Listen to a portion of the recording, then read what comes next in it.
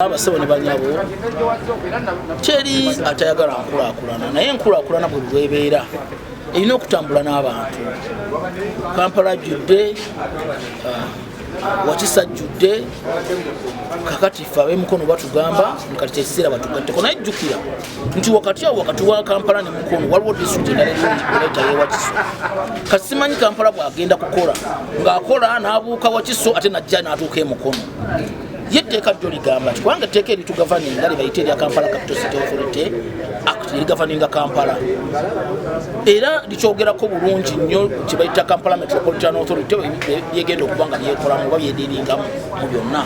Yo Kampala Metropolitan Authority yo weeri, Physical Planning Authority yo weeri, era kuliko baani naani kubanga mu KCC boogera bulungi ku bakansalazi abalina okubeera aba comprising authority. Mulimu Lord Mayor ne bakansala bakiikira mu bitundu, muliko akiikira aba architects, akiikira aba engineer n'akiikira balooya. Bo bakansala ba Mukono bagenda kukiyingiramu batya okubeera nga tudisidinga mu mbeera eyo kubanga etteeka liri very clear ku nsonga eyo. Twetaaga abakulembeze abatembeeta ekintu kino baddeyo wansi beebuuze ku bantu. Kampala erina ebizibu, abantu baffe bangi babagobyeyo. Muwulira kati ebintu bya bodaboda ebiwandiisa nga basolooza abantu baffe, ebintu bitwandyagadde volongoto oyo okumu extendinga Mukono. Tugenda kufuba okulaba nga tujjayo emizindaalo, tugende kyalo ku kyalo ng'ensonga zonna tuzisomesa abantu.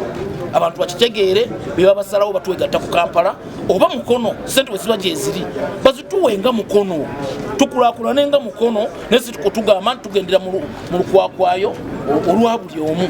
Twetaaga naffe tufuuke nga disitulikiti ey'e Masaka bwe yafuuka site oba ng'ey'Ejjinja bwe yafuuka site, Mukono eno bagideclaringe nga site, batuwe ssente tutandike okwerabirira n'okukola ku bizibu byaffe. Aleeta bya bulimbo okubuulira abatuuze era ebizibu by'ayina si lwakubamba atya kubuulira abakulembeze ekituufu. Akimanyi bulungi tuli mu dayireme y'emisolo kubanga atuula waggulu. Saawa zino tutaddemu nnyo okulanga tutandika okusaka okunoonya obusente. Twali tufuna dideeki ya miliyoni nga akawumbi kamu n'obukadde 2 baagisala eri mu bukadde nga 4, which means program ezibadde ziri implemented by dideeki tezigenda kubeerawo. So era wentumira Mulimamayuni honorable adde wansi ajjewo politics. Eno regimu ya Museveni ffe tuli baweereza eri abantu abatulonda, tuli banuupu. Sente tulina ozijja mu government tukolera abantu emirimu, tugulire abantu baffe ekituufu tubijjemu politics. Bwe tuba tunayagala Mukono ekola ki inaagenda mu maaso. Kuba enteekateeka ya Kampala n'emirwano kintu kikola kya buto mu byobufuzi ne mu mpeereza y'emirimu. Kubanga nga bw'okimanyi Mukono ono yafiirwa, Mukono municipality yafiirwa enteekateeka eya Uganda Support to Municipal Infrastructure Development gye bayita USMID. Enteekateeka World Bank yegisaamu ensimbi n'olw'ebibufuzi eby'Emukono wano yatuyitako wano n'egenda Lira, n'egenda Soroti, n'egenda Wajinja. Kakati b'enguudo bazikoze bulungi. Wano ndowooza omukisa gwe balina bwokka gwe guno ogwa Kampala n'emiriraano kubanga meeya w'ekibuga Mukono erisankooyo oyo bwe yasalawo obutawuliriza politics n'agenda mu nteekateeka eno nga municipality mu bbanga ttono lyokka ku bajeti yaabwe ye biliyoni 17 babagize bagenda kubongerako obuwumbi 7 mulambirira babe nga balina obuwumbi 24 nga bajeti ya municipality. Kyokka nga kw'obwo 7 obwongeddwako obuwumbi 4 bugenda kukola ku nguudo. So era nga mu programu yaabwe oba mu pulaani yaabwe bagenda kwongerako enguudo eziwerera ddala 10 eza municipality naye nga bagenda kuzikola bulungi bazikole kolas. So nze nsuubira kibi nnyo abakulembeze baffe basigala mu looko ne batunula ne balabira ebintu okumpi mu kifo ky'okukkiriza enteekateeka eno eya Kampala n'emiriraano gye baakazaako Greater Kampala bagiyingire esobole okuyamba naddala mu nteekateeka eya infrastructure enguudo n'ebiringa ebyo. Era njagala bategeere nti enteekateeka eno tebajjaako buvunaanyizibwa kukola mirimu gye badde bakola nga wagikola mu local government. Kanso zaabwe zijja kusigala nga zituula under Local Government Act, naye kiri kigenda kuba ku saidi ya nkulaakulana naddala mu by'enguudo n'ebintu ng'ebyo masomero, malwaliro, drainage system, ne planning ebenga eri uniform nga planning ye Kampala ekwatagana bulungi n'ebitundu biranye Kampala yenteekateeka eyo eyimiridde. Nze ndi memba wa parliament wa Mukono, ndi mutuuze wa Mukono, ebizibu bye Kampala bibeere e Kampala. Mwenna mukimanyi bulungi nti nze ne Lukwago tuli ba Luganda, more brothers than anything. Era naye tasobola kuŋŋamba oba kugamba nti ekintu kino kijje e Mukono ku bizibu byasanze e Kampala n'abasajja bano engeri gyaguluba nabo. Tutandika okuguluba n'abasajja bano nammwe nga bwe miraba. Ebizibu bye Kampala bibeere e Kampala batuwe city. Actually we bano baagala by resolution nti banaye tusabye ekibuga kyaffe Mukono kifuuke city. Awo tunaamingolinga n'abantu baffe tutambulira mu mbeera eyo.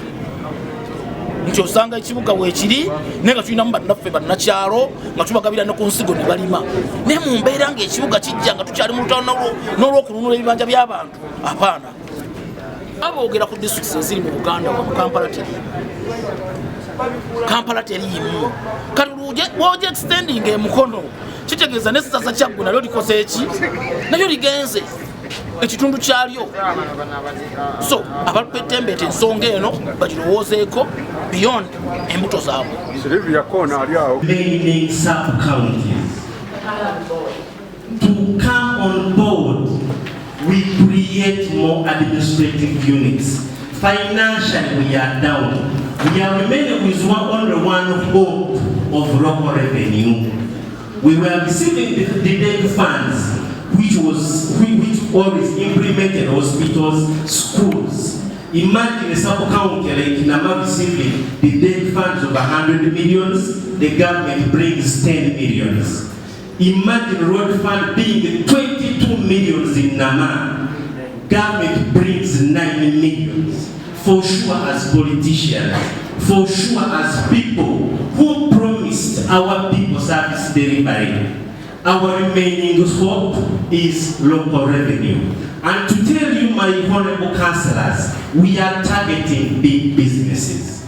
A business like a stone quarry in Jesan is worth 2 billion shillings. But our local government charging policy indicates that investments from 20 million to 50 million, Jesan pays 3 million shillings. But by law, if we implement town boards, Jesan itself will pay over 100 million as property rate, which means abantu bafabe once abamonja abobuduka, we want kubabaraka emirembe looking for taxes. No kutambula ebyalo byonna nga tunoonya emisolo. You've seen that Kisunga has over 30 companies. That is over 1 billion. Thank you very much. Bagenda.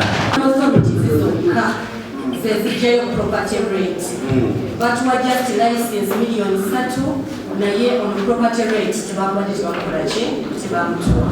it's upon that the executive and the council of Kisunga saw it wise that in order to have these monies, at least we need to create town boards. And two, these areas where these town boards are going to be created, they are growing areas which are not planned. These people have garbage. Local governments, the sub-counties don't collect garbage. And yet now it becomes a mandate to us leaders. So it's because of that that these people saw it wise in order to avoid all those circumstances that shall come after. They saw it wise in creating these town boards in this area. Justin, I was explaining more. Thank you so much. Yes? Era nakyo batukwootinga obi nga bagamba tulwanyisa enkulaakulana. Basebo namanya waliwo etteeka lye bayita erya Local Government Rating Act lispecifyinga bulungi nti kasaba declaring awantu town board sagala kusigako kazibu ebintu ebimu kubisoloozebwako n'ennyumba ezisulwamu abantu toyina bw'osobola zikisaka mu vettinga ng'oyisiza town board. Etteeka liri very clear. Kati bagenda kukozesa modality ki egamba nti kati tugenze ku mafactory gokka bannange ennyumba zote tugenda zisolooza.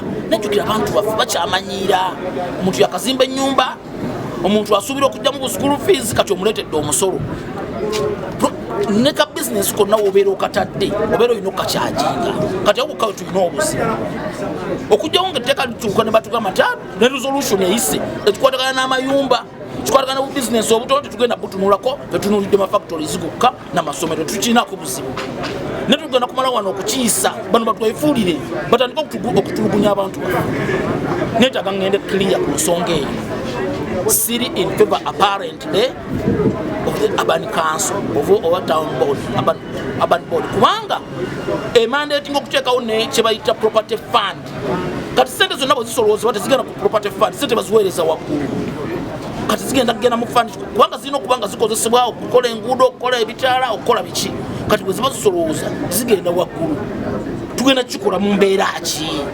decentralization mwami Museveni yagitta sente bwe zigenda waggulu nabo bennyini bakimanyi nti bamala kuzoozaamu ne bazikozesa ebyabwe ne balyoka bazikomyawo oba oluusi n'okukomyawo ebitundu twetaaga ssente nga bazisipendinga nga abantu babasoloozaako omusolo ng'ate gubagasa